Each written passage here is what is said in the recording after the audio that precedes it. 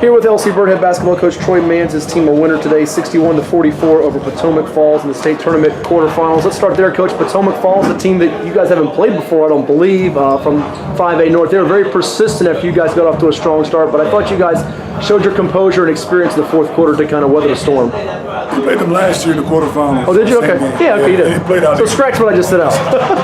They play out the same way. They play. Those kids play really, really hard, and they play a chaotic style where it forces you to play ugly at times, and it's okay. We can play that way. My guys are so experienced. We'll play. Here's the style we can play. They held the ball at the beginning, then they trapped all over the place. I mean, it's a game of flows. You know, ebb and flows. And they made a run. We made a run. Yeah. And at the end, we got some stops. We were successful.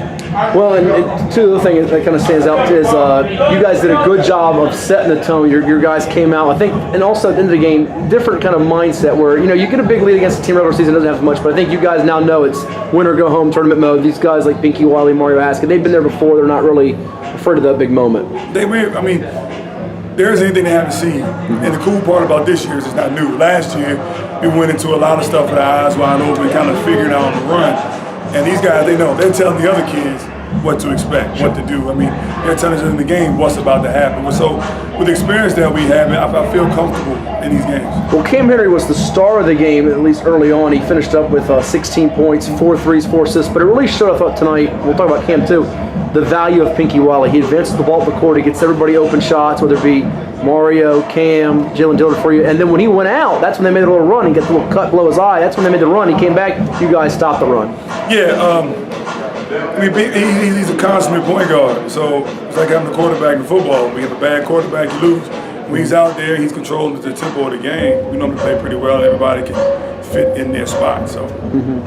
What's it say you get 31 points out of Dillard and Henry? Two guys that really, teams that they focus in on just those two guards of Haskett and Wiley. You got guys that can beat you there, and you got two post guys in Giles Webster and Tyreek Williams that can beat you inside. So just, I think those guys just playing their roles. We try to spread out, and if we let the ball find who's going to be the high guy and the open guy. I never want to coach a team where it's just one good player. It's too easy to scout. With our team, we never know who's going to be the leading scorer, which makes it fun to coach because we just share it. We're not selfish. And when you're not selfish, good things happen. We talked after the Verona championship game in the conference. You were upset about the selfishness of the group. You blew a 15-point lead. Similar to the Lansdowne game, but you came out on top with the Haskett buzzer beater.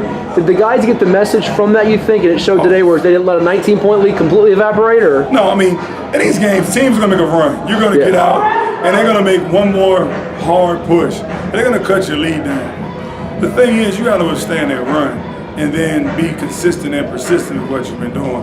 Yeah, they know. We watch film. They're telling me what they did wrong before I can even say anything. So they understand that. When we've gone through all of that, you know, when you have a talented team, people understand a lot of times you got to manage your egos more than you do coaching the team. Sure. And so with the kids figuring out winning is what's most important, good things happen for us. Well, it's easy for 16, 17-year-old kids to get complacent, too. They get bored when they're up 15, 16 in a game. Some games you get a 15-point lead, they ready to change the clothes. Like, oh, we're bored, we don't like playing anymore. Right. So. Lastly, you get either Albemarle or you'll get Verona in the state semifinals here coming up tomorrow. You're very familiar with Verona. It would be the fourth meeting with them. Albemarle, now I said Potomac Falls you haven't played them, you played Western Quarters. I don't think you played Albemarle before, but you've seen them. You're familiar with the two bigs, and Austin Castor, Jake Hine. How do you, I mean, you don't really have a preference at this point, do you? No. Okay. No, we don't care. We made our out-of-conference schedule so difficult for this time of year. It doesn't matter. We don't really care who we play. We just want to lace them up and throw the ball up and let's go get it. Well, if you win, you'll be into the 4 teams you play. If you win, you've seen them all before in Hampton, Wakefield, Bethel, Potomac. Thanks for your time. Congrats. We'll see you tomorrow. Thanks, man.